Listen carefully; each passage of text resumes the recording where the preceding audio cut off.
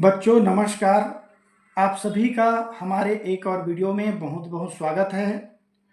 आज का यह वीडियो परख राष्ट्रीय सर्वेक्षण 2024 कक्षा छठवीं विषय गणित के अभ्यास कार्य के लिए है।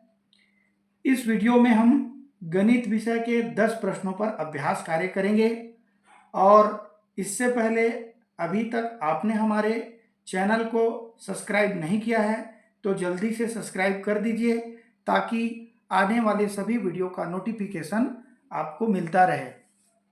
तो चलिए बिना किसी देरी के आज का यह वीडियो शुरू करते हैं। चलिए प्रश्न पहला, एक वर्ग की भुजा 4 सेंटीमीटर है तो उसका परिमाप क्या होगा।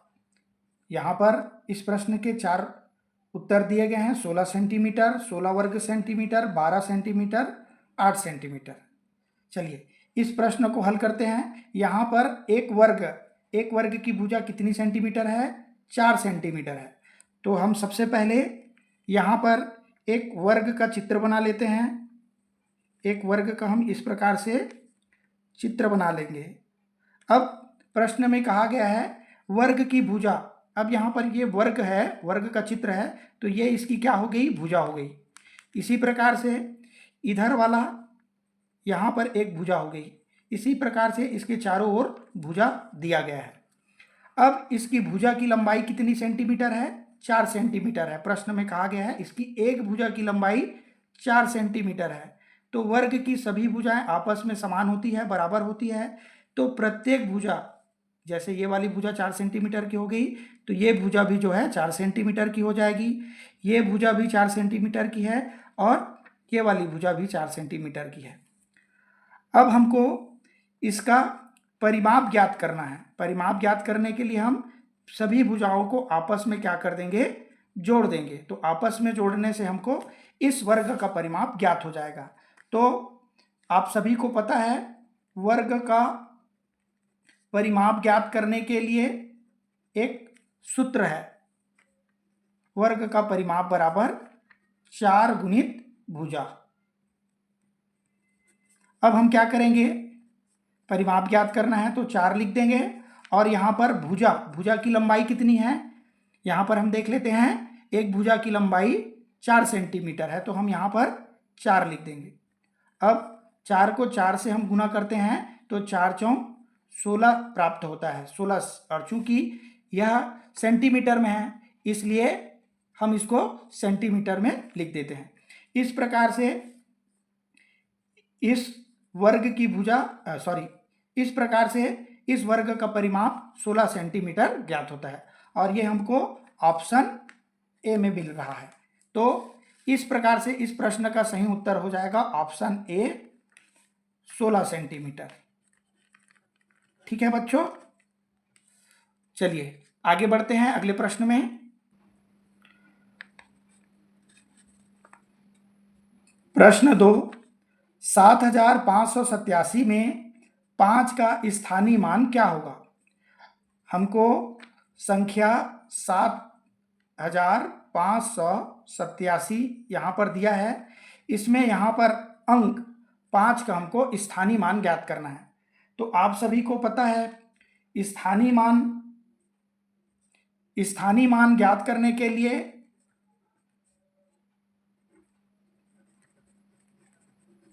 हमको सभी अंकों के स्थान का मान का पता होना चाहिए। यहाँ पर इस संख्या में है ना, प्रत्येक अंक के स्थान का मान अलग अलग है। जैसे हम लोग इसको पढ़ते हैं इकाई में, यहाँ पर है 7 है तो इकाई में हम 7 है तो 7 को इकाई से गुना कर देते हैं। तो इस प्रकार 7 का मान कितना हो जाएगा? 7 एकम 7। उसी प्रकार से दहाई में यहाँ पर 8 है तो 8 बार 10 है तो 8 का यहाँ पर हम 10 से मल्टीप्लाई कर देते हैं, गुना कर देते हैं तो 8 का मान हो जाएगा 8 दहा का 80। फिर यहाँ पर सैकड़े के स्थान में 5 है तो 5 सैकड़ा है, मतलब सैकड़ा मतलब 100 से इसको हम मल्टीप्लाई कर देते हैं, गुना कर देते हैं तो इस 5 का स्थानीय मान यहाँ पर हो जाएगा 500। फिर हजारवें स्थान में एक और 7 है तो इस 7 को हम 1000 से गुना कर देते हैं। तो इस प्रकार से 7 का यहाँ पर इस वाले 7 का स्थानीय मान 7000 हो जाएगा। तो आप देख पा रहे हैं अलग अलग अंकों का यहाँ पर स्थानीय मान हमने ज्ञात कर लिया है। और प्रश्न में क्या पूछा गया है? 5 का स्थानीय मान। तो 5 का स्थानीय मान कितना हो जाएगा? यहाँ पर 500 हमने ज्ञात किया है। तो इस प्रश्न का उत्तर जो है विकल्प डी हो जाएगा। सही उत्तर जो है इसका विकल्प डी हो जाएगा। ठीक है बच्चों, इस प्रकार से हम सभी अंकों का स्थानीय मान ज्ञात कर सकते हैं। और चलते हैं अगले प्रश्न में। चलिए प्रश्न तीसरा कोष्टक में ऋण 24 धन कोष्टक में ऋण 13 बराबर यहाँ पर खाली स्थान दिया गया है। हल कर लेते हैं इसको। तो ऋण 24 कोष्टक बंद धन कोष्टक में ऋण 13 और बराबर यहाँ पर उत्तर। तो हल करेंगे इसमें। यहाँ पर ऋण 24 कोष्टक को हटा देते हैं, धन और ऋण का यहाँ पर हो जाएगा ऋण 13। फिर इसके बाद ऋण और ऋण का हो जाएगा धन, लेकिन चिन्ह नहीं बदलेगा, चिन्ह ऋण ही रहेगा। और 24 में 13 जोड़ते हैं तो 4 और 3 यहाँ पर 7, 2 और 1 का यहाँ पर हो जाएगा 3। इस प्रकार इसको हल करने से हमको आंसर हमको प्राप्त होता है ऋण 37। तो इस प्रश्न का सही उत्तर हो जाएगा ऑप्शन बी, विकल्प बी इस प्रश्न का सही उत्तर हो जाएगा। चलिए पढ़ते हैं अगले प्रश्न में। प्रश्न 4, 7689 का पूर्ववर्ती क्या होगा? पूर्ववर्ती आप सभी को पता है। पूर्ववर्ती मतलब पहले की संख्या और एक होता है परवर्ती संख्या मतलब बाद की संख्या। तो पूर्ववर्ती संख्या पता करने के लिए हमको जो संख्या दी गई है उसमें हम एक क्या कर देंगे? कम कर देंगे। और परिवर्ती संख्या पता करने के लिए हम बाद की संख्या में एक जोड़ देंगे। तो इस प्रकार से यहाँ पर प्रश्न में 7689 दिया है, इसमें हम एक कम कर देंगे तो हमारा पूर्ववर्ती संख्या हमको ज्ञात हो जाएगा। तो पूर्ववर्ती संख्या बराबर हो जाएगा 7689 में एक कम करेंगे तो 88। इस प्रकार इस सवाल का सही आंसर 7688 हो जाएगा, जो कि हमको ऑप्शन सी में प्राप्त हो रहा है। चलिए अगला प्रश्न देखते हैं। प्रश्न 5वां, 4 के बाद 8, 12, 16, 20, 24 और यहाँ पर 2 स्थान छूट गया है। तो हम इसके सीरीज को देख लेते हैं। 4 में 4 जुड़ गया 8, 8 में 4 जुड़ गया 12, 12 में 4 जुड़ गया 16, 16 में 4 जुड़ा 20, 20 में 4 जुड़ा 24 और 24 में 4 जुड़ेगा तो यहाँ पर हो जाएगा 28 और 28 में और 4 जोड़ दें तो 32। इस प्रकार से 28 और 32 जो है इस खाली स्थान में आ जाएगा। तो यहाँ पर 28 और 32 वाली संख्या जो है विकल्प ब में दिख रहा है, इसलिए इस प्रश्न का सही उत्तर हो जाएगा ऑप्शन बी। चलिए बढ़ते हैं अगले प्रश्न में। प्रश्न 6वां, 1 मीटर में कितने सेंटीमीटर होते हैं? मतलब मीटर को हमको किस में बदलना है? सेंटीमीटर में बदलना है, सेंटीमीटर में। तो आप सभी को पता है 1 मीटर बराबर 100 सेंटीमीटर होता है। कितना सेंटीमीटर होता है? 100 सेंटीमीटर होता है।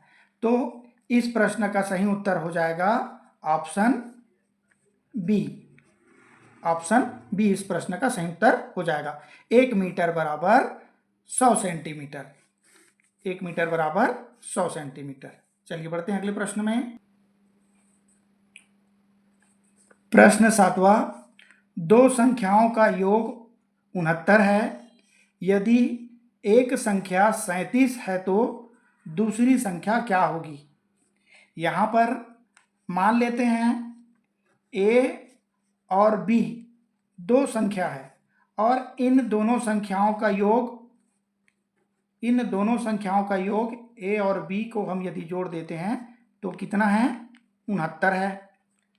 अब यदि इनमें से a या b दोनों में से कोई एक जो है 37 है कहा गया है, प्रश्न में एक संख्या 37 है, तो मान लो हम b को 37 मान लेते हैं, तो b के स्थान पर हम लिख देते हैं 37, तो यहाँ पर दोनों का योग 69 हो जाएगा। तो a क्या होगी, मतलब है ना, दूसरी संख्या क्या होगी, पहली संख्या हमने b को मान लिया, तो a वाली संख्या कितनी है इसको हमको पता करना है। तो इसको पता करने के लिए हम क्या करेंगे, a को यहाँ रख देंगे और यहाँ पर बराबर में 69 है इसको लिख देंगे और 37 है इसको हम इस पार ले आएंगे, तो यहाँ पर ऋण का चिन्ह हो जाएगा, धन का चिन्ह बराबर से उस पार चला गया तो बदल करके और ये 37 हो जाएगा। तो a बराबर हमको यहाँ पर पता चल जाएगा कि 69 में हम 37 को कम कर देंगे, तो 9 में 7 कम कर दिए, कितना बच गया हमारा 2, 6 में 3 कम कर दिए 3। इस प्रकार से दूसरी संख्या हमको पता चल गई कि वो संख्या जो है 32 है। तो इस प्रश्न का सही उत्तर यहाँ पर 32 हो जाएगा। चलिए बढ़ते हैं अगले प्रश्न में। प्रश्न 8, 4, 0, 9, 1 तथा 2 से बनने वाली छोटी संख्या क्या होगी। हमको इन अंकों का प्रयोग करके छोटी संख्या क्या करना है, लिखना है। तो छोटी संख्या लिखने के लिए हम क्या करते हैं, सबसे पहले 4, 0, 9, 1 और ये 2, इस संख्या को यहाँ पर हमने लिख लिया। अब इससे बनने वाली छोटी संख्या बनाने के लिए हम सबसे पहले छोटे अंक, फिर उससे बड़ी वाली अंक, इस प्रकार से बढ़ते क्रम में हम इसको लिखते जाते हैं। तो यहाँ पर हम देखते हैं कि जब हम इन अंकों का इस प्रकार से प्रयोग करते हैं तो ये जो हमारी संख्या है वो 1249 बन रही है, क्योंकि सामने में 0 लग गया है। तो सामने में 0 लगने से ये जो है 4 अंक की संख्या बन गई, जबकि हमारे पास कुल कितने अंक हैं, 1, 2, 3, 4, 5 अंक है। तो ये 5 अंक की छोटी संख्या बननी चाहिए। 5 अंक की छोटी संख्या बनाने के लिए हम क्या करेंगे, 1 को इधर सामने ले आएंगे, 1 को सामने ले आएंगे, फिर इसके बाद 0 को रख देंगे, उसके बाद 2, 4 और 9 को लिख देंगे। इस प्रकार हमको इन अंकों का उपयोग करके सबसे छोटी संख्या प्राप्त हो गई। तो वो कौन सी है, 10,049। तो इस प्रश्न तो वो कौन सी है, 10,249। इस प्रकार इस प्रश्न का सही उत्तर ऑप्शन सी हो जाएगा।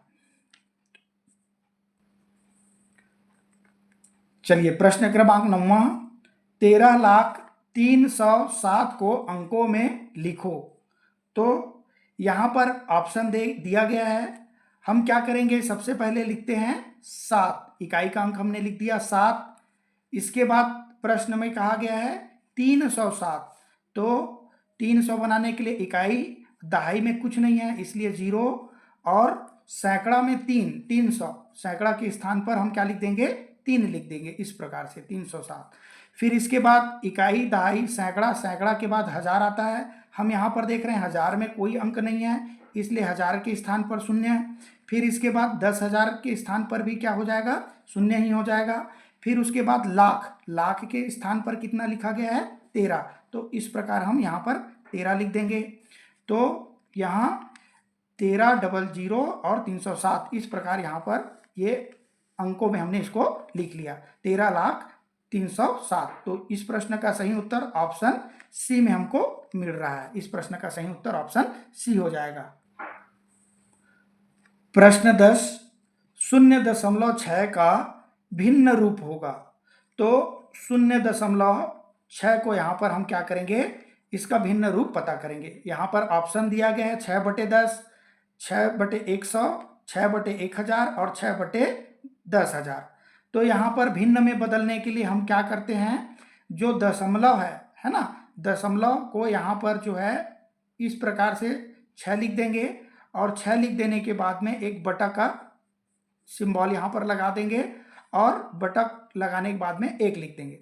इसके बाद हम देखेंगे कि दशमलव के बाद इधर दाईं तरफ कितना अंक है, 1 अंक है। तो यहाँ पर दाईं ओर हम क्या करेंगे, 1 अंक लगा देंगे। यदि 2 अंक होता तो यहाँ पर हम 2 जीरो लगा देते हैं। इसी प्रकार से जितना अंक इधर बढ़ते जाता हम इधर जीरो की संख्या को बढ़ाते जाते। इस प्रकार हम देखते हैं कि इस प्रश्न का जो सही उत्तर है वो 6/10 होगा, अर्थात 0.6 का भिन्न रूप 6/10 हो जाएगा। तो इस प्रश्न का सही उत्तर ऑप्शन ए हो जाएगा। तो आज के लिए बस इतना ही। उम्मीद है कि वीडियो आप लोगों को पसंद आई होगी। मिलते हैं इसी प्रकार के और वीडियो में, तब तक के लिए जय हिंद।